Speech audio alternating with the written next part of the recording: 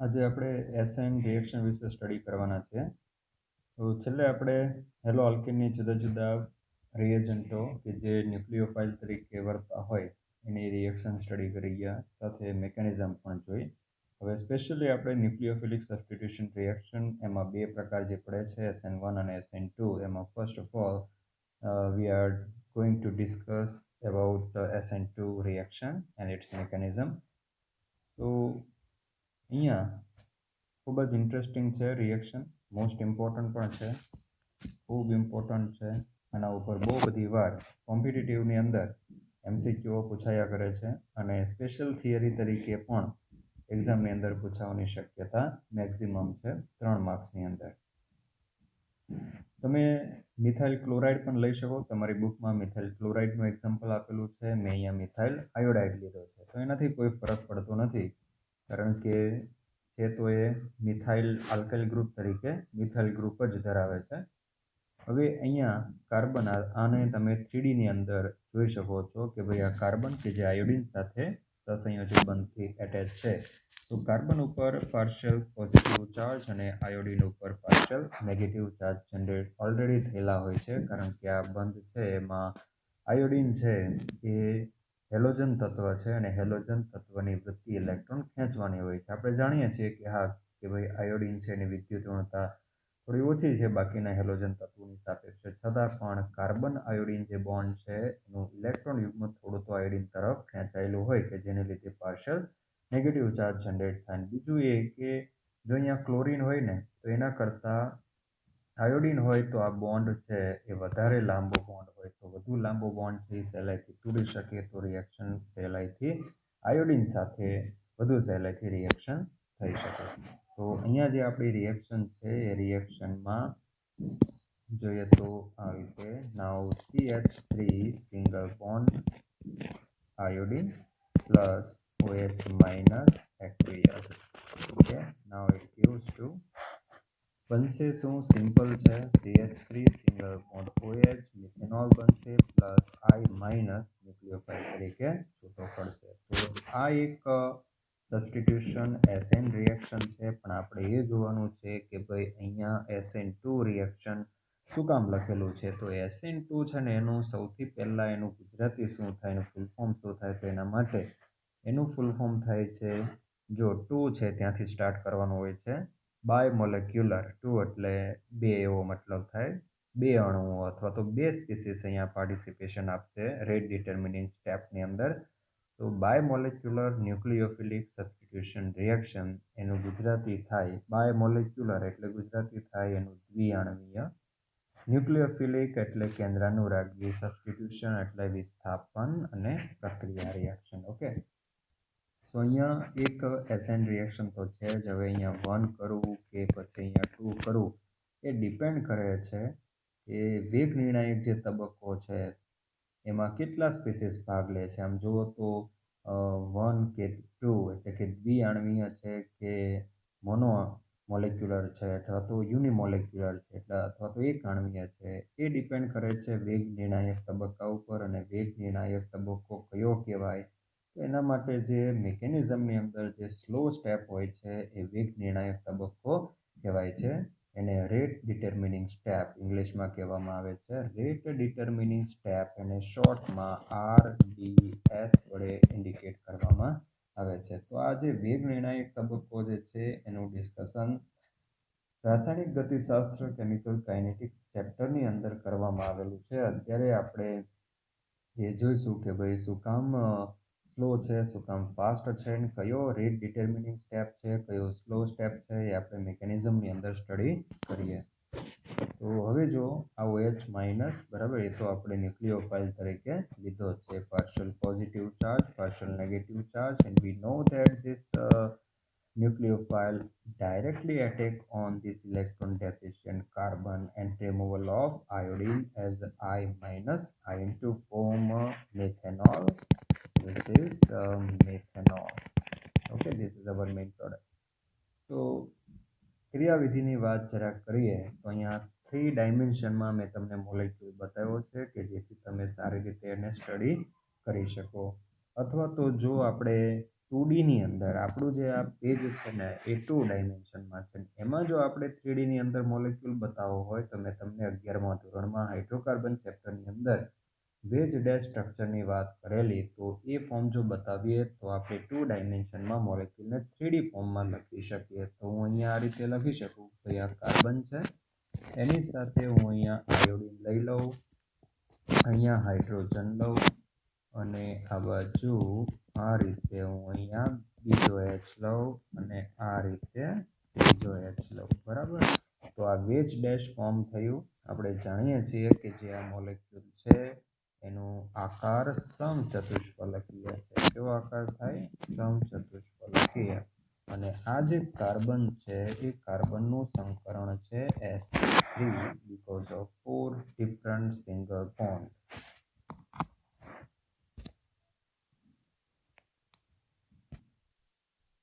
જુઓ, તમને થોડુંક મને ખબર નથી પણ અવાજ થોડો કટ થઈ ગયો હશે, કારણ કે મારું જે ઇયરફોન છે એ કનેક્શનમાંથી નીકળી ગયેલું. એટલે વધારે ખાસ આપણે હજુ આગળ ગયા નથી. મેં ખાલી સ્ટ્રક્ચર જ ડ્રો કર્યું છે, એટલે બહુ પ્રોબ્લેમ નહીં આવે. બરાબર. એટલે હું નવેસરથી ફરી પાછું નથી બનાવતો, કારણ કે જો આપણે વધારે આગળ નથી ગયા. આની જ વાત કરી છે, ખાલી જોયું જ છે, હજી ઇમેજ જોઈ છે ફક્ત. ઓકે, તો હું અહીંયા એવું વાત કરતો હતો, ફરી પાછું કહી દઉં કે મિથાઇલ આયોડાઇડની OH- ન્યુક્લિયોફાઇલ સાથે રિએક્શન અને એસેન રિએક્શન છે, ન્યુક્લિયોફિલિક સબસ્ટિટ્યુશન. હવે 1 આવશે કે 2 આવશે? બરાબર. એટલે કે SN1 થશે કે SN2 થશે, એ આપણે અહીંયા જોવાનું છે, ચેક કરવાનું છે. આમ તો આપણું ટાઇટલ SN2 રિએક્શન છે, તો અહીંયા SN2 આવશે જ. બરાબર. પણ આપણે ચેક કરવાનું છે mechanism through, step through. Methanol અને આયોડિન માઇનસ આયન છૂટો પડશે. હવે જો અહીંયા મેં તમને આ ત્રિપરિમાણની અંદર બતાવેલો છે મોલેક્યુલ, પરંતુ કોઈ મોલેક્યુલને આપણે 2 ડાયમેન્શનની અંદર, આ જે મારું પેજ છે 2 ડાયમેન્શનમાં છે, 2 ડાયમેન્શનમાં મારે જ્યારે કોઈ મોલેક્યુલને 3Dની અંદર બતાવવો હોય, બરાબર, 2 ડાયમેન્શનમાં મોલેક્યુલને જ્યારે 3Dમાં બતાવવો હોય ત્યારે આપણે વેજ ડેશ સ્ટ્રક્ચરનો ઉપયોગ કરીએ છીએ, જે આપણે 11મા ધોરણની અંદર હાઇડ્રોકાર્બન ચેપ્ટરમાં વેજ ડેશ સ્ટ્રક્ચર વિશે સ્ટડી કરી ગયા છીએ. સો અહીંયા તમને ખ્યાલ હોય તો જે આ આપણો જે બોન્ડ છે, આ તૂટક કરેલો છે, એ ડેશ બોન્ડ છે, અને આ ફાચર કરેલું છે, બરાબર, ઘન ફાચર, એને વેજ બોન્ડ કહેવામાં આવે છે. તો આ જે વેજ બોન્ડ છે એ સમતલની આગળની સાઈડ છે. માની લો કે આ આપણું આ પેજ છે, એ પેજ ઉપર આ બે બોન્ડ છે. આ જે છે ને એ, બરાબર, આ બોન્ડ પેજ ઉપર છે અને આ બોન્ડ પેજ ઉપર છે. ઓકે, આ બે બોન્ડ છે ને એ પેજ ઉપર છે. આ કાર્બન આયોડિન અને કાર્બન હાઇડ્રોજન. આ જે બોન્ડ છે, this is called wedge bond. Wedge bond. Okay, અને આ જે બોન્ડ છે એ છે ડેશ બોન્ડ. અને સમતલની અંદર આ જે રેડ બોન્ડ છે એ શેમાં છે? સમતલની અંદર છે. મોલેક્યુલ આપણો સમચતુષ્ફલકીય છે. મોલેક્યુલનો આકાર કેવો છે? સમચતુષ્ફલકીય. You can see here tetrahedral molecule, and this carbon is sp3 hybridized carbon, 4 different single bond થી bonded. ચાલો, આ જે છે ને હવે મિથાઇલ આયોડાઇડ, એને આપણે જ્યારે OH- સાથે રિએક્શન કરીએ છીએ, actually this minus charge present on oxygen atom, આ electron species OH-, nucleophile act as nucleophile. Now iodine ઉપર પાર્શિયલ નેગેટિવ અને કાર્બન ઉપર પાર્શિયલ પોઝિટિવ ચાર્જ જનરેટ થશે. અને આ જે OH- છે, હવે જોવાનું છે આપણે, રિએક્શન જોઈએ છે. ખ્યાલ આવી ગયો વેજ બોન્ડ ને બધું? હવે જો આ OH- છે ને કોની તરફથી એટેક કરશે? તો ખ્યાલ આવે છે તમને? આમ છે, આ રીતે છે. ઓકે, અને અહીંયા આયોડિન છે. પાર્શિયલ પોઝિટિવ ચાર્જ અહીંયા છે, અહીંયા પાર્શિયલ નેગેટિવ ચાર્જ છે, અહીંયા હાઇડ્રોજન છે. ઓકે, OH માઇનસ છે હાઈ ઇલેક્ટ્રોન ડેન્સિટી સ્પીસીસ એ આયોડિન તરફથી જો એટેક કરવા જાય તો આયોડિન ઉપર આંશિક ઋણ વીજભાર હોય છે અને બીજું કે એની પાસે 3 લોન પેર હોય છે. મતલબ કે આ આયોડિન છે ને એની આસપાસ ઇલેક્ટ્રોન ડેન્સિટી હાઈ છે. સો આ જે ન્યુક્લિયોફાઇલ છે એ ન્યુક્લિયોફાઇલ આયોડિન તરફથી કાર્બન ઉપર એટેક કરવા જઈ શકશે નહીં. મતલબ કે આ બાજુથી નહીં જઈ શકે, આ બાજુથી નહીં જઈ શકે, કેમ કે આયોડિનની આસપાસ લોન પેર છે. ખ્યાલ આવે છે? આયોડિનની આસપાસ શું છે? લોન પેર છે, એમાં ઇલેક્ટ્રોન ડેન્સિટી છે. અને OH માઇનસ પોતે જ તે હાઈ ઇલેક્ટ્રોન ડેન્સિટી સ્પીસીસ છે. તો જો આયોડિન તરફથી આના ઉપર એટેક કરવા જશે તો આમાં રહેલા જે ઇલેક્ટ્રોન છે એની અને OH માઇનસના ઇલેક્ટ્રોન વચ્ચે રિપલ્સન થશે. તો એ આયોડિન તરફથી એટેક કરી શકશે નહીં. તો અહીંયા શું થશે કે આ જે OH માઇનસ છે એ મોલેક્યુલમાં કાર્બનની બેક સાઈડથી એટેક કરવાનો પ્રયત્ન કરશે. આપણે આ સ્ટ્રક્ચરની અંદર સ્ટડી કરી ગયા છીએ કે આ તમારી બાજુ છે, બરાબર, આપણી બાજુ છે. આ જે ડેશ વાળું છે બેક સાઈડે છે.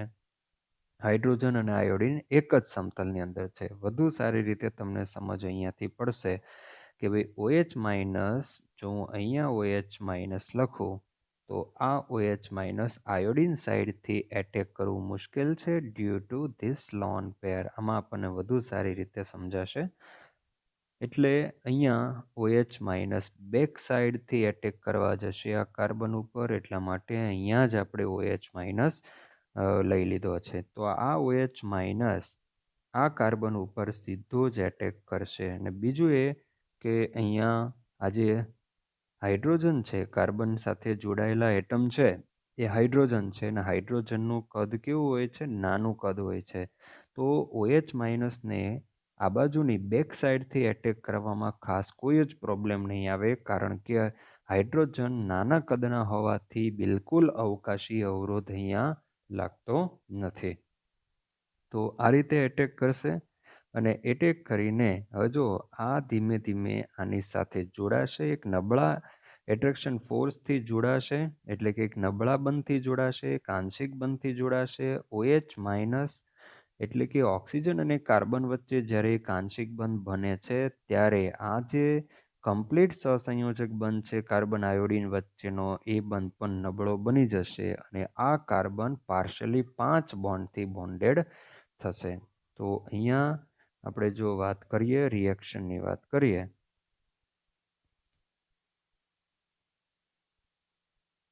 તો અહીંયા જે થશે ને એ આ પ્રકારનું સ્ટ્રક્ચર જોવા મળશે કે ભાઈ વચ્ચે આવશે કાર્બન. કાર્બનની હવે જો શું થશે કે આ જ્યારે OH માઇનસ જ્યારે બેક સાઈડથી અહીંયા એટેક કરશે ત્યારે એની સાથે એક બંધથી જોડાશે. નવ કાર્બન અને કેવા બંધથી? તો એક આંશિક બંધથી જોડાશે. અહીંયા આવશે OH, બરાબર. હવે જો શું થશે કે OH જ્યારે આ બેક સાઈડથી OH જ્યારે અહીંયા એટેચ થશે ત્યારે OH છે એ થોડો મોટો સ્પીસીસ છે, એટલે એ અવકાશમાં અહીંયા જગ્યા રોકશે, બરાબર. અહીંયા જગ્યા રોકે તો આ બંધની અંદર જે ઇલેક્ટ્રોન યુગ્મો છે તે ઇલેક્ટ્રોન યુગ્મો અને OHના ઇલેક્ટ્રોનો વચ્ચે રિપલ્સન થશે અને જગ્યા અવકાશમાં રોકશે. એટલા માટે આ જે બોન્ડ છે, કાર્બન હાઇડ્રોજન બોન્ડ છે, એ સીધા થઈ જશે. ખ્યાલ આવશે? આ બંધ કેવા થઈ જશે? સીધા થઈ જશે, કે જેથી અવકાશી અવરોધ ઓછો થાય. તો સીધા થઈ જવાથી અહીંયા શું થશે કે હાઇડ્રોજન આ રીતે આવી જશે. 3 હાઇડ્રોજન જે ડાબી સાઈડ, આની અંદર તમે જોઈ શકો કે 3 હાઇડ્રોજન ડાબી સાઈડ જે અવકાશની અંદર હતા એ સીધા થઈને આ રીતે એક જ સમતલની અંદર આવી જશે. અહીંયા H આવશે, અહીંયા H આવશે અને કાર્બન આયોડિન વચ્ચેનો જે બોન્ડ છે એ કેવો બની જશે? નબળો બની જશે. તો આ રીતે એક સંક્રાંતિ અવસ્થા આપણને પ્રાપ્ત થાય છે, જેને મધ્યવર્તી પણ અથવા તો ઇન્ટરમીડિયેટ અવસ્થા પણ કહેવામાં આવે છે. તો આ જે અવસ્થા છે એને ટ્રાન્ઝિશન સ્ટેટ અથવા તો એને સંક્રાંતિ અવસ્થા કહેવાય. This is called transition state. Okay, અને આ જે છે ને એ હાઈલી અનસ્ટેબલ છે. હવે પ્રશ્ન થાય કે શું કામ અનસ્ટેબલ છે? તો તમે જોઈ શકો છો કે આ જે સેન્ટ્રલ કાર્બન એટમ છે એના પાર્શલી 5 બોન્ડ થયા. તો એક તો આ 3 બોન્ડ છે જ ઓલરેડી, આ એક બંધ, 3, આ 4 અને આ 5. તો કાર્બનના પાર્શલી 5 બોન્ડ થતા હોવાથી આ જે સ્પીસીસ છે એ કેવું બની જશે? અનસ્ટેબલ બની જશે. અને આવું જે અસ્થિર સ્પીસીસ છે એનું આઇસોલેશન એટલે કે આનું અલગીકરણ કરી શકાતું નથી. અલગીકરણ ના થાય. શું કામ અલગીકરણ ના થાય? કારણ કે કેવું છે? અનસ્ટેબલ છે. હવે તમે કોઈ પદાર્થના ફોર્મમાં અલગ ક્યારે કરી શકો? કે જ્યારે એ પદાર્થ પોતે સ્થિર હોય. તો હવે આ પોતે બિલકુલ સ્થિર જ નથી. હવે સ્થિર નથી તો તમે એનું અલગીકરણ કઈ રીતે કરી શકો? એટલે આનું અલગીકરણ ન થાય. અલગીકરણ ન થતું હોવાથી આ નિપજ ગણાય નહીં. નિપજ ગણાય નહીં. ખાસ ધ્યાન રાખવું કે આ ભાઈ સંક્રાંતિ અવસ્થા જે આપણને મળી છે એ નિપજ તરીકે આપણે એને લઈ શકતા નથી. હવે બીજું જે એક વસ્તુ એ કહેવાની છે કે અહીંયા આ જે ફર્સ્ટ સ્ટેપ છે એ સ્ટેપ સ્લો છે. કેવું સ્ટેપ છે? સ્લો. અને આ જે સ્લો સ્ટેપ છે એને આરડીએસ કહેવામાં આવે. આરડીએસનું ફૂલ ફોર્મ થાય રેટ ડિટર્મિનિંગ સ્ટેપ. રેટ એટલે વેગ, ડિટર્મિનિંગ એટલે નિર્ણાયક, અને સ્ટેપ એટલે તબક્કો. તો આ જે તબક્કો છે એ વેગ નિર્ણાયક તબક્કો છે. હવે વેગ નિર્ણાયક તબક્કો અત્યારે ખાલી એટલું ધ્યાનમાં રાખવાનું છે કે ભાઈ મિકેનિઝમની અંદર રિએક્શનમાં જે સ્લો સ્ટેપ હોય ને એને વેગ નિર્ણાયક તબક્કો કહેવામાં આવે છે. સ્લો સ્ટેપ હંમેશા આખી રિએક્શનનો વેગ નક્કી કરતો હોય છે. અને શું કામ? તો એના માટે આપણે રાસાયણિક ગતિશાસ્ત્ર ચેપ્ટર સ્ટડી કરશું ત્યારે તમને એક વ્યવહારુ એક્ઝામ્પલ આપીને એ હું સમજાવીશ. તો હવે જુઓ કે મેં અહીંયા સ્લો લખ્યું, બરાબર. હવે સ્લો શું કામ? તો એ તમારી બુકમાં એનું રીઝન નહીં આપ્યું કે સ્લો શું કામ. તો સ્લો એટલા માટે કે ચાલો ભાઈ આ OH માઇનસ છે ને ન્યુક્લિયોફાઇલ છે, એક સારો કમ્પ્લીટ માઇનસ ચાર્જ ધરાવતો હાઈ ડેન્સિટી ધરાવતો એક ન્યુક્લિયોફાઇલ છે. પરંતુ આ કાર્બન છે ને એના ઉપર કંઈ કમ્પ્લીટ પ્લસ ચાર્જ નથી. કાર્બન ઉપર આંશિક ધન વીજભાર છે. તો આંશિક ધન વીજભાર હોવાથી આ ઇલેક્ટ્રોન યુગ્મને એટલું સારી રીતે ખેંચશે નહીં. એટલા માટે આ જે પ્રક્રિયા છે ને એ કેવી થશે? સ્લો થશે. એટલા માટે આ તબક્કાને, આ રિએક્શનના સ્ટેપને શું કહેવામાં આવે છે? Slow step. હવે આગળ આપણે એ પણ જોવાના છીએ, તમને અહીંયા 2 સ્ટેપ દેખાશે પણ આ ખરેખર એક સ્ટેપમાં થતી રિએક્શન છે. ચાલો પહેલું સ્ટેપ સમજ પડી ગઈ કે ભાઈ OH માઇનસ છે એ આયોડિન સાઈડથી નહીં પરંતુ કાર્બનની બેક સાઈડ એટલે કે આયોડિનની ઓપોઝિટ ડિરેક્શનમાં કાર્બન ઉપર એટેક કરશે. પણ સ્લોલી રિએક્શન થશે. એનું રીઝન છે કે કાર્બન ઉપર પાર્શિયલ પોઝિટિવ ચાર્જ છે. જો કમ્પ્લીટ પ્લસ ચાર્જ હોય ને તો એકદમ ઇઝીલી આ કાર્બન OH માઇનસના ઇલેક્ટ્રોનને ખેંચી લેશે અને રિએક્શન થશે એકદમ ફાસ્ટ. તો અહીંયા સ્લો સ્ટેપ છે એ પણ આપણે સમજાઈ ગયું. અને બેક સાઈડથી એટેક કરશે. બેક સાઈડથી એટેક પણ સરળતાથી કરી શકશે, બરાબર. આ બેક સાઈડથી એટેક સહેલાઈથી થશે. સહેલાઈથી થવાનું રીઝન છે કે અહીંયા કાર્બનની ડાબી બાજુએ હાઇડ્રોજન એટેચ થયેલા છે ત્રિપરિમાણની અંદર. અને હાઇડ્રોજનનું જે કદ છે, આ કદ કેવું છે? નાનું કદ છે. નાનું કદ હોવાથી કાર્બનની આ જે સાઈડ છે ડાબી બાજુ ત્યાં ખુલ્લું છે, બરાબર. મેદાન કેવું છે? ખુલ્લું છે. ત્યાં ખોટો અવકાશી અવરોધ નથી. એટલા માટે OH માઇનસ સરળતાથી એટેક કરી શકશે. પણ આયોડિન સાઈડથી એટેક કરી શકતો નથી કારણ કે આયોડિન પાસે શું છે? લોન પેર તો છે જ, અને વધારે વિદ્યુત ઋણ છે એટલે એના ઉપર આંશિક ઋણ વીજભાર હોવાથી ઇલેક્ટ્રોન ડેન્સિટી આયોડિનની આસપાસ હાઈ છે. ચાલો તો ફર્સ્ટ સ્ટેપની અંદર આપણે જોયું અહીંયા સંક્રાંતિ અવસ્થા મળી. અનસ્ટેબલ શું કામ અનસ્ટેબલ એ પણ જોયું. અને અનસ્ટેબલ છે એટલા માટે એને નિપજના ફોર્મમાં આપણે અલગીકરણ કરી શકતા નથી. તો સંક્રાંતિ અવસ્થા ક્યારેય એક નિપજ ગણી શકાતી નથી અથવા તો એક કમ્પાઉન્ડ ગણી શકાતો નથી. ઓકે. અને હજુ જો તમારે પ્રેક્ટિકલી જોવું હોય, તમારી બુકમાં તો નથી પણ તમને કહું કે ભાઈ આ અસ્થિર છે, તો એ કેટલા સમય માટે સ્થિર રહી શકે? તો આ માત્ર 10⁻⁶ સેકન્ડ જ સ્થિર રહી શકે. સ્થિર રહી શકે. બુકમાં તો કીધું છે કે ભાઈ અનસ્ટેબલ છે, બરાબર, પણ જો કેટલું ટાઈમ સ્થિર રહી શકે એ અહીંયા આપ્યું નથી, તો એ છે 10⁻⁶ સેકન્ડ સુધી સ્થિર રહી શકે. એનો મતલબ કે આ કેટલું અનસ્ટેબલ હશે.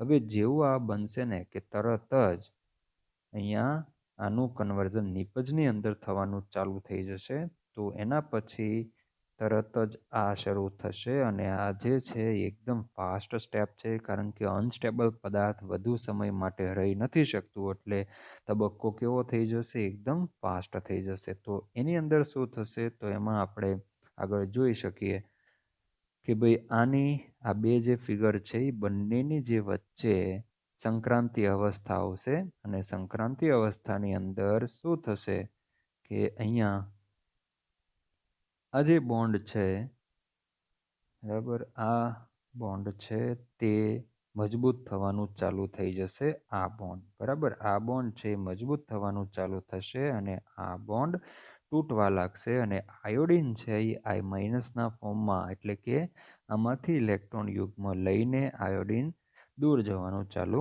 કરી દેશે. હવે તમે અહીંયા જોઈ શકો કે આ જે કાર્બન છે એનું હાઇબ્રિડાઇઝેશન જો જુઓ ને, તો એ sp2 હાઇબ્રિડાઇઝેશન થઈ જાય. કયું સંકરણ થઈ જાય? sp2. કારણ કે કાર્બન સાથે જે એકચ્યુઅલ બોન્ડ છે, હાઇડ્રોજન, હાઇડ્રોજન અને હાઇડ્રોજન, એ ત્રણેય બોન્ડ એટલે એક જ સમતલમાં છે, અથવા તો કાર્બન અને આ ત્રણેય હાઇડ્રોજન એટલે ટોટલ ચારેય એટમ એક જ સમતલમાં.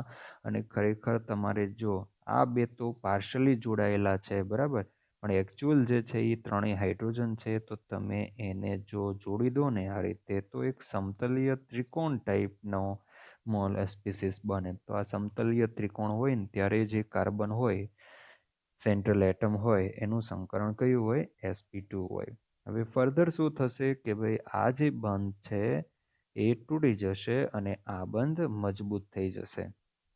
તો આવું થાય કે ભાઈ કાર્બન એની સાથે અહીંયા H અને આ જે બોન્ડ છે OH એ મજબૂત થઈ જાય, પ્લસ I- છૂટો પડશે. પરંતુ હવે તમે જોઈ શકો કે આ કાર્બન જે છે એના 4 અલગ અલગ સિંગલ બોન્ડ થઈ ગયા, બરાબર. તો હવે આનું જે સંકરણ છે એ કયું થઈ જશે? sp3. અને sp3 સંકરણની અંદર એનો આકાર પાછો શું થઈ જશે? ટેટ્રાહેડ્રલ, એટલે કે સમચતુષ્ફલકીય આકાર થઈ જશે. તો હવે આ બાજુની જે સ્પેસ છે, આ સ્પેસ, આખો સ્પેસ ખાલી છે, તો અહીંયા ખોટે ખોટી આ લોકો ગીર્દી કરશે નહીં. તો ત્રણેય જે હાઇડ્રોજન છે એ ત્રણેય હાઇડ્રોજન OHની ઓપોઝિટ ડિરેક્શનમાં ઢળવાનું ચાલુ થઈ જશે. તો આને આપણે હવે આ રીતે બતાવી શકીએ. આ રીતે ત્રણેય હાઇડ્રોજન આવશે. આ 1, આ 2 અને આ 3 હાઇડ્રોજન, બરાબર.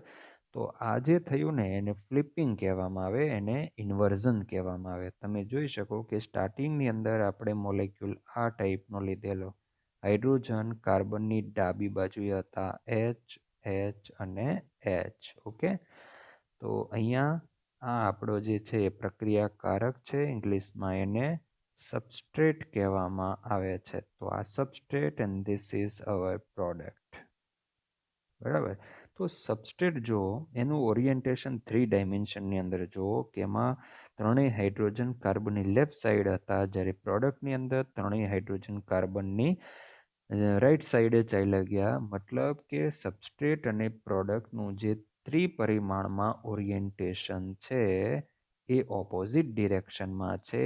તો આને કહેવામાં આવે છે, ખૂબ જ ઇમ્પોર્ટન્ટ છે, ખાસ ધ્યાન રાખવું, આને ઇન્વર્ઝન કહેવામાં આવે છે. શું કહેવામાં આવે છે? ઇન્વર્ઝન. ગુજરાતીમાં એને વ્યુત્ક્રમણ, વિપરીતકરણ પણ એને કહી શકાય. તો એક ફ્લિપિંગ અહીંયા તમને જોવા મળશે કે ત્રિપરિમાણમાં જે ઓરિએન્ટેશન હતું હાઇડ્રોજનનું, એ હાઇડ્રોજનનું ઓરિએન્ટેશન શું થઈ ગયું? ચેન્જ થઈ ગયું, બરાબર. તો this is called inversion. Further પાછું કાર્બનનું સંકરણ પ્રોડક્ટની અંદર કયું થઈ જાય છે, sp3 થઈ જાય છે. અને આ સ્ટેપ જે છે એ મેં ફાસ્ટ કીધું છે કારણ કે આ હાઈલી અનસ્ટેબલ છે. ફક્ત એનું જે આયુષ્ય છે એ 10⁻⁻6 સેકન્ડ જ છે. તો અસ્થિર હોવાથી ઝડપથી જ એનું પ્રોડક્ટની અંદર કન્વર્ઝન થઈ જાય છે. તો આખી જે રિએક્શન આપણે જોઈ બરાબર, તો એની અંદર તમે જોઈ શકો કે પહેલું જે સ્ટેપ છે, હવે જો કોમ્પિટિટિવની અંદર અને તમને જો અટવાવા હોય ને તો એ લોકો સેન્ટન્સો મૂક્યું એમાં કે ભાઈ કયું ટ્રુ છે કયું ફોલ્સ છે. તો ટ્રુ ફોલ્સ સેન્ટન્સની અંદર એવું સેન્ટન્સ મૂકવામાં આવે એમસીક્યુની અંદર કે SN2 જે રિએક્શન છે એ એક જ તબક્કામાં થાય છે. તો બોલો આ વિધાન સાચું કે ખોટું? તો આ વિધાન ખોટું છે. એક જ તબક્કામાં થાય. વિધાન સાચું ખોટું? તમે શું કહેશો કે ભાઈ આ જે વિધાન છે ને એ ખોટું છે, પણ તમારો આન્સર કેવો છે? ખોટો. કારણ કે આ જે રિએક્શન છે SN2 રિએક્શન એ એક જ તબક્કામાં થાય. ઓકે, તમે એમ કહેશો કે અહીંયા તો બે તબક્કા ઓલરેડી દેખાય છે, આ પહેલો તબક્કો બરાબર ને આ બીજો તબક્કો. ના, આ જે સંક્રાંતિ અવસ્થા છે ને એ અનસ્ટેબલ હોવાથી એને નિપજ તરીકે ગણી શકાતી નથી, હાઈલી અનસ્ટેબલ છે બરાબર. એટલે આ જે છે ને એ ખૂબ જ અનસ્ટેબલ હોવાથી આને ગણવામાં નથી આવતું. આ અમુક સેકન્ડના અમુક ભાગની અંદર જ આ બનીને તરત જ નિપજની અંદર કન્વર્ટ થઈ જાય. બરાબર ધ્યાનથી સમજજો. આ નો જે સમયકાળ છે, આનું આયુષ્ય છે ખૂબ જ ઓછું છે. એટલે એવું માનવામાં આવે કે ભાઈ આ બનતું જ નથી. ચાલો આ ના બનતું હોત તો આમાંથી સીધું શું થઈ જાત? નિપજ જ બની જાત ને. આ સબસ્ટ્રેટમાંથી સીધું શું બની જાત? પ્રોડક્ટ. તો બોલો આ કેટલા સ્ટેપમાં થયું ગણાય? એક સ્ટેપની અંદર. એટલે અહીંયા ખાસ ધ્યાનમાં રાખવાનું છે, ભલે તમને ટેક્સ્ટબુકની અંદર પણ બે સ્ટેપ આ રીતે મેં કર્યું છે ને આ રીતે બે સ્ટેપ આપેલા છે, છતાં તમને અટવાવા માટે આપવું છે કારણ કે તમે સામે જુઓ છો કે બે સ્ટેપ છે એટલે માઇન્ડમાં બે સ્ટેપ દેખાય, પણ ખરેખર આ સંક્રાંતિ અવસ્થા હાઈલી અનસ્ટેબલ હોવાથી એને તમે નેગ્લેક્ટ કરી શકો ને એને નેગ્લેક્ટ કરો ને તો એકચ્યુઅલમાં આખી રિએક્શન કેટલા તબક્કામાં થાય છે? એક જ તબક્કામાં થાય છે. તો આ એક ઇન્વર્ઝન છે, એને પણ તમારે ધ્યાનમાં રાખવાનું છે.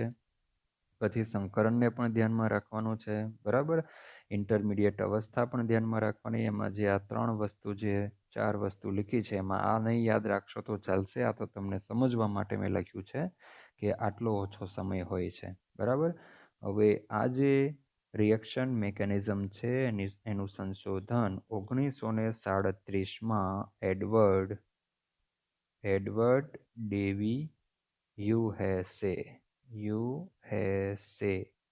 અને સર ક્રિસ્ટોફર કોલમ્બસ નહીં, ક્રિસ્ટોફર ઇનગોલ્ડ. બહુ મહાન સાયન્ટિસ્ટ હતો ઇનગોલ્ડ. ઓકે, સો આ બંને સાયન્ટિસ્ટે આ રિએક્શનની મિકેનિઝમ બતાવેલી. એડવર્ડ ડેવી હ્યુહેસે અને સર ક્રિસ્ટોફર ઇનગોલ્ડ. અને સર પરથી જ ખબર પડે કે આ મહાન સાયન્ટિસ્ટ, કારણ કે આ ઇનગોલ્ડે સ્ટીરિયો કેમેસ્ટ્રીની અંદર બહુ મોટું સંશોધન કરેલું છે. તો આપણે જ્યારે આગળ જૈવિક અણુ ચેપ્ટર સ્ટડી કરીશું બીજા ભાગની અંદર, ત્યારે ઇનગોલ્ડ, પ્રિલોગ બરાબર, ફિશર, ટર્નરેટ, ટોલેન્સ, આ બધા સાયન્ટિસ્ટો ભેગા થઈને ગ્લુકોઝનું ચક્રીય બંધારણ એ બધાની વાત કરે છે. ત્રિપરિમાણની અંદર કઈ રીતે OH સમૂહોને હાઇડ્રોજન ગોઠવાયા હોય એમાં આ વૈજ્ઞાનિકનો પણ ફાળો છે. RS નોમેનક્લેચરના સંશોધનમાં પણ ઇનગોલ્ડ વૈજ્ઞાનિકનો ફાળો છે. તો અહીંયા આપણે SN2 જે રિએક્શન છે એને ફિનિશ્ડ કરીએ છીએ. તો એક તો જુઓ, તમારે ઇન્વર્ઝન ઓફ કન્ફિગ્યુરેશન એટલે કે વિન્યાસ છે એનું જે વ્યુત્ક્રમણ છે એનું ફ્લિપિંગ થવું છે. જોઈ શકો તમે, જુઓ અહીંયા આપણો સબસ્ટ્રેટ છે, આ સબસ્ટ્રેટ બરાબર, અને આ પ્રોડક્ટ. તો એની અંદર તમે હાઇડ્રોજનનું વિન્યાસ જોઈ શકો, એકદમ ઓપોઝિટ ડિરેક્શનમાં ચાલ્યો જશે. હવે પ્રશ્ન એ થાય કે આપણી જે રિએક્શન છે એનું ટાઇટલ છે SN2 રિએક્શન દ્વિઆણવીય બરાબર. તો એના તરફ આપણે જઈએ. તો મેં તમને એ કીધું કે જે સ્લો સ્ટેપ છે એ વેગ નિર્ણાયક તબક્કો ગણવામાં આવે છે. તો સ્લો સ્ટેપ જો આવી રહ્યું, તો સ્લો સ્ટેપની અંદર કેટલા સ્પીસીસ ભાગ લે છે, તો એના માટે આપણે રાસાયણિક ગતિશાસ્ત્ર ચેપ્ટર મુજબ કોઈ પણ પ્રક્રિયાનો વેગ is directly proportional to concentration of reactants or reagent. Okay, concentration of reactant on ઓર પણ કરી શકો, એન્ડ પણ લઈ શકો રિએજન્ટને, બરાબર. તો રાસાયણિક પ્રક્રિયાનો વેગ એ પ્રક્રિયામાં ભાગ લેતા સ્પીસીસની સાંદ્રતા ઉપર ડિપેન્ડ કરે. પણ કયા પ્રક્રિયા, કયા સ્ટેપ? તો સ્લો સ્ટેપમાં ભાગ લેતા પ્રક્રિયકો અને પ્રક્રિયાકારકની સાંદ્રતા ઉપર ડિપેન્ડ કરે છે. તો હું અહીંયા લખું વેગ is directly પ્રપોઝનલ two concentration of S into concentration of R. What is S? So S is nothing but substrate and R is indicate reagent. Okay. તો આપણો સબસ્ટ્રેટ કયો છે? તો હેલો આલ્કેન છે એ આપણો સબસ્ટ્રેટ છે, બરાબર. આ આપણો સબસ્ટ્રેટ છે. મેં અહીંયા તમને કીધેલું કે ધીસ ઇઝ અવર સબસ્ટ્રેટ, અને OH માઇનસ છે ને એ શું છે? આપણો રિએજન્ટ છે, બરાબર. And this is our substrate. તો અહીંયા સ્લો સ્ટેપ છે એની અંદર બંને ભાગ લે છે, સબસ્ટ્રેટ અને રિએજન્ટ. તો બંને ભાગ લેતા હોવાથી બંનેની સાંદ્રતા ઉપર વેગ ડિપેન્ડ કરશે. અને અહીંયા 1 અને અહીંયા પણ શું આવશે? 1 આવશે, બરાબર. અને આ 1 શું છે? તો એ પ્રક્રિયાક્રમ છે. અને એના વિશે આપણે રાસાયણિક ગતિશાસ્ત્રમાં ડિટેલમાં ડિસ્કશન કરવાના છીએ. તો અહીંયા ખ્યાલ આવે છે વેગ કોના ઉપર ડિપેન્ડ કરશે? જે પ્રક્રિયામાં જે સ્લો સ્ટેપ હોય ને, એ સ્લો સ્ટેપમાં જેટલા સ્પીસીસો ભાગ લેતા હોય એની સાંદ્રતા ઉપર ડિપેન્ડ કરશે. તો આપણા સ્લો સ્ટેપમાં કેટલા સ્પીસીસો ભાગ લે છે? તો એક સબસ્ટ્રેટ એટલે કે પ્રક્રિયાકારક, અને બીજું રિએજન્ટ એટલે કે પ્રક્રિયક. એમ બે સ્પીસીસ ભાગ લે છે. અને આ જે છે મોટો કાઉન્સ એ સાંદ્રતા ઇન્ડિકેટ કરે છે. અહીંયા 1 આવશે, અને ઉપર પણ કંઈ નથી તો શું આવશે? 1. હું ના લખું તો સમજવાનું 1 છે.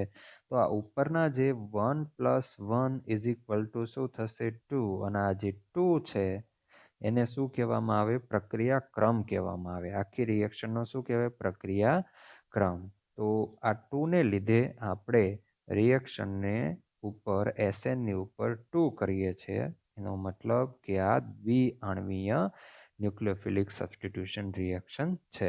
જો હું સબસ્ટ્રેટની સાંદ્રતામાં ફેરફાર કરું તો પણ વેગ બદલાશે, અને રિએજન્ટની સાંદ્રતામાં ફેરફાર કરું તો પણ રિએક્શનનો વેગ બદલાશે. ત્યાર પછી SN2 જે રિએક્શન છે એમાં કોણ સહેલાઈથી જુદા જુદા, આમ જુઓ તો ટોપિકને આપણે અલગથી જ લેશું કે ભાઈ SN1 અને SN2 રિએક્શન ઉપર અસર કરતા ફેક્ટર. તો 4 ટાઈપના ફેક્ટર છે, અને પછી આપણે ડિટેલમાં ડિસ્કશન કરીશું. પણ જો અત્યારે એક વાત કરીએ તો આમ પણ થઈ શકે.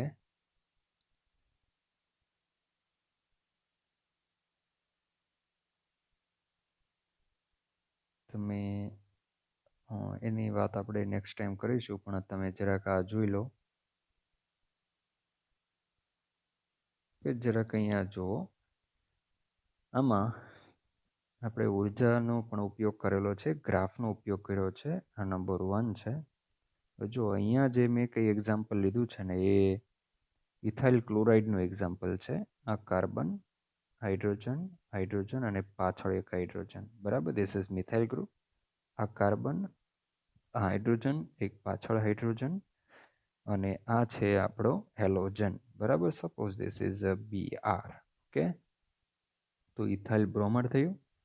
ખ્યાલ આવે છે? CH3, CH3, CH2 અને Br. અને એની જ્યારે OH- સાથે રિએક્શન થાય છે ત્યારે આ પાર્શિયલ પોઝિટિવ ચાર્જ કાર્બન એટલે કે આવડો આ સેન્ટર, બરાબર, આ એના ઉપર એટેક કરશે. હવે આ CH3 છે એ થોડું બલ્કી ગ્રુપ છે. તો આ જે સેન્ટ્રલ એટમ કાર્બન છે ને એની સાથે 2 હાઇડ્રોજન એટેચ છે કે જેનું સાઇઝ નાની છે. પણ મિથાઇલ ગ્રુપ છે એની સાઇઝ થોડી મોટી છે. પણ વાંધો નહીં આવે. OH- એ સીધો જ આ કાર્બન ઉપર એટેક કરી શકશે, કારણ કે કાર્બન સાથે 2 નાના હાઇડ્રોજન હજુ એટેચ થયેલા છે. તો તમે જોઈ શકો અહીંયા કે ભાઈ આ આપણો ઇથાઇલ બ્રોમાઇડ છે અને આ શું છે OH માઇનસ. ખ્યાલ આવશે? આ છે ઓક્સિજન કે જેના ઉપર માઇનસ ચાર્જ અને આ છે હાઇડ્રોજન. તો OH માઇનસ સીધો જ અહીંયા એટેક કરશે. તો એને ગ્રાફ દ્વારા પણ આપણે બતાવેલું છે કે ભાઈ અહીંયા જો એન્થાલ્પી છે, અહીંયા દેખાય એન્થાલ્પી. તો જેમ એન્થાલ્પી વધે ને, હવે ઉષ્માગતિશાસ્ત્ર સ્ટડી કરી ગયા બરાબર. એન્થાલ્પી એટલે શું? તો અસ્તવ્યસ્તતાનું માપ. એન્થાલ્પી વધે એટલે શું? તો ભાઈ અસ્તવ્યસ્તતા વધુ હોય ને અસ્તવ્યસ્તતા જ્યાં વધુ હોય ને, ક્લાસમાં સ્ટુડન્ટ્સ એકદમ અસ્તવ્યસ્ત હોય, ગમે તેમ દોડતા હોય, તો એમની એનર્જી કેવી હોવાની? વધારે હોવાની. તો અસ્તવ્યસ્તતા, રેન્ડમનેસ, એન્ટ્રોપી જ્યારે વધશે ત્યારે ઉર્જા સ્પીસીસની કેવી હોય છે? વધારે હોય છે. તો જો અહીંયા આપ્યું છે રિએક્ટન્ટ્સ, એટલે એ રિએક્ટન્ટ્સની અંદર આપણે બંનેને લઈ લેશું, સબસ્ટ્રેટ વત્તા રિએજન્ટ. તો એ આ બંનેને શું કહેવાય? રિએક્ટન્ટ. રિએક્ટન્ટ્સ એટલે પ્રક્રિયકો એવું કહેવામાં આવે કે જેમાં બંને આવી જશે. હવે આ રિએક્ટન્ટ્સ અહીંયા છે, દેખાય આ યલો કલરનું છે, ત્યાં છે, ત્યાં છે ત્યારે એની એનર્જી, આ એન્થાલ્પી છે ને, એને તમે એક એનર્જી ઉર્જા તરીકે પણ લઈ શકો બરાબર. કારણ કે એન્ટ્રોપી જેમ વધશે તેમ ઉર્જા કેવી હશે? સ્પીસીસની વધારે જોવાની. તો અહીંયા ઉર્જાનું પ્રમાણ કેવું છે? આટલું છે. હવે ધીમે ધીમે જોજો, આ ઈએ છે ને એને એક્ટિવેશનલ એનર્જી કહેવામાં આવે છે. અને આ જે ટોચ છે ને ત્યાં ઉર્જા એકદમ હાઈ હોય છે. અને ટોચે શું લખ્યું છે? ટ્રાન્ઝિશન સ્ટેટ કોમ્પ્લેક્સ, એટલે કે સંક્રાંતિ અવસ્થા અથવા તો સંકીર્ણ અવસ્થા એને કહેવામાં આવે છે. જે રીતે આપણે પેલું પાર્શલી 5 બોન્ડ છે એને શું કીધું? એક ટ્રાન્ઝિશન સ્ટેટ. તો ટ્રાન્ઝિશન સ્ટેટે એનર્જી એકદમ હાઈ હોય છે. અહીંયા એનર્જી એકદમ હાઈ હોય છે. તો ટ્રાન્ઝિશન સ્ટેટથી કે રિએક્ટન્ટ્સની જે એનર્જી છે એમની વચ્ચેનો જે તફાવત છે એને એક્ટિવેશનલ એનર્જી ઈએ કહેવામાં આવે છે. તો શરૂઆતમાં અહીંયા હોય છે, તમે આને ગરમ કરો છો બરાબર. ગરમ કરશો એટલે બંનેને ઉર્જા મળશે, ઉર્જા મળશે એટલે બંને અથડાશે. કારણ કે ઉર્જા મળશે તો ગતિ ઉર્જા વધશે, ને ગતિ ઉર્જા વધશે તો અથડામણ સારી થશે. તો એના માટે આપણે રાસાયણિક ગતિશાસ્ત્ર ચેપ્ટરમાં ડિટેલમાં ડિસ્કસ કરવાના છીએ. સ્પેશિયલ થિયરી છે અથડામણનો સિદ્ધાંત. હવે બાજુની ફિગર અને આ બાજુ છે એક્સ એક્સિસ ઉપર રિએક્શન કોઓર્ડિનેટ, એટલે કે રિએક્શન પ્રોગ્રેસ પણ લખી શકો, રિએક્શન આગળ વધે છે એવું પણ લખી શકો. અહીંયા લખી શકો પ્રોગ્રેસ ઓફ રિએક્શન બરાબર. હવે સેકન્ડની અંદર જઈએ આપણે, તો તમે જોઈ શકો કે જો OH માઇનસ છે ને એ કાર્બનની નજીક આવી ગયો બરાબર. જો આ તૂટક બોન્ડ બનાવ્યો, આ કેવો બંધ બનાવ્યો? એક નિર્બળ બંધ બનાવ્યો, ડોટેડ બોન્ડ બનાવ્યો કાર્બન સાથે, આ કાર્બન સાથે. તો અહીંયા જે કાર્બન અને બ્રોમિન વચ્ચેનો જે બોન્ડ હતો ને, કાર્બન બ્રોમિન, કે જે એક કમ્પ્લીટ બોન્ડ હતો, એ જો અહીંયા શું થઈ ગયો? તૂટી ગયો બરાબર. તો અહીંયા તે કેવો બંધ બની ગયો? એક ડોટેડ બોન્ડ બની ગયો.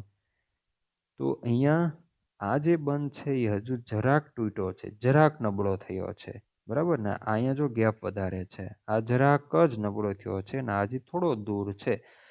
ત્યારે આ સ્પીસીસ આખું અહીંયા પહોંચ્યું છે બરાબર. જેમ જેમ આ OH માઇનસ નજીક આવશે તેમ તેમ આ વધારે ને વધારે ઉપર ચડતું જશે. પછી આની અંદર તમે જોઈ શકો, જો બંનેની અંદર સમાન પ્રકારના ઉર્જા ધરાવતા ડોટેડ બોન્ડ બની ગયા છે. તો આ જે અવસ્થા થઈ એને ટ્રાન્ઝિશન અવસ્થા કહેવામાં આવે છે. અને ટ્રાન્ઝિશન અવસ્થામાં તમે જોઈ શકો કે ભાઈ આ કાર્બન, આ carbon, this carbon, carbon, this hydrogen and this hydrogen, આ ચારે એક જ સમતલમાં હોય છે બરાબર. અને એ જે સમતલ છે, માની લો કે આ ટાઈપનું સમતલ છે, આ ટાઈપનું સમતલ છે. તો એ સમતલની એક સાઈડે શું છે? બ્રોમિન, અને બીજી બાજુ છે OH બરાબર. હવે શું થશે? તમે આમાં જોઈ શકો ટ્રાન્ઝિશન સ્ટેટ આપણું જે આખું આ સંક્રાંતિ અવસ્થા છે એ એટલે પહોંચ્યું અને એની એનર્જી કેવી છે? એકદમ હાઈ છે બરાબર. હવે ધીમે ધીમે જો અહીંયાથી અહીંયા ચડવામાં, અહીંયાથી ઉપર જવામાં પ્રોબ્લેમ થાય. એટલે આ જે છે ને એ તબક્કો ધીમો હોય છે, બરાબર, અથવા તો આ સ્ટેપ કેવું હોય છે? ધીમું. હવે વિચાર કરો કે તમે ડુંગરની ટોચે ચડી ગયા છો, બરાબર. હવે ત્યાંથી ધક્કો મારવામાં આવે તો તમે કેવી રીતના આવશો? એકદમ ફાસ્ટ નીચે ઉતરશો. તો આ જે છે ને એ કેવું હોય છે? ફાસ્ટ. એટલે જ તમને આગળ મેં કીધું કે ભાઈ આ જે છે ને આ એ સ્લો હોય છે અને આ કેવું હોય છે? ફાસ્ટ હોય છે. પણ આપણે શું સમજવાનું છે કે ભાઈ આખો તબક્કો એક જ છે. કારણ કે રીઝન શું? તો સંક્રાંતિ અવસ્થા ખૂબ જ ઊંચી ઉર્જા ધરાવે છે, એટલે એ હાઈલી અનસ્ટેબલ છે. 10⁻⁻6 સેકન્ડમાં જ આ શેમાં કન્વર્ટ થઈ જાય છે? પ્રોડક્ટની અંદર કન્વર્ટ થઈ જાય છે. હવે તમે જોઈ શકો આગળ કે અહીંયાથી એકદમ ફાસ્ટ નીચે ઉતરશે. જેમ નીચે ઉતરશે તેમ આ જે બ્રોમિન છે ને એ બંધ ધીમે ધીમે શું થવા લાગશે? તૂટવા લાગશે. તૂટશે એટલે એ Br માઇનસના ફોર્મમાં આજે આપણી નિપજ છે એનાથી એ દૂર જવાનું ચાલુ કરી દેશે અને ધીમે ધીમે એ કોના તરફ ચાલ્યું જાય છે? પ્રોડક્ટ તરફ ચાલ્યું જાય છે, બરાબર. અને આ જે બોન્ડ છે એ અહીંયા તમને હજુ નબળો તો હતો જ, બરાબર, અને હવે થોડો સ્ટ્રોંગ થાય છે. અને જ્યારે આ પ્રોડક્ટ આટલે પહોંચી જાય છે ને ત્યારે આ બોન્ડ આખો કમ્પ્લીટ બની જાય છે. ઓકે, તો આ રીતે એક એનર્જી ચાર્ટ દ્વારા પણ આપણે આખી એની ક્રિયાવિધિ સમજી લીધી. ખૂબ જ ઇન્ટરેસ્ટિંગ છે, ઇમ્પોર્ટન્ટ છે. હજુ તમને વધુ સારી રીતે SN1 મિકેનિઝમ સ્ટડી કરશું ને ત્યારે સમજાઈ જશે. હવે નેક્સ્ટ ટાઈમ આપણે methyl chloride, ethyl chloride, isopropyl chloride અને તૃતીયક બ્યુટાઇલ ક્લોરાઇડ એમના રિએક્શનના રેટની વાત કરીશું SN2ની અંદર.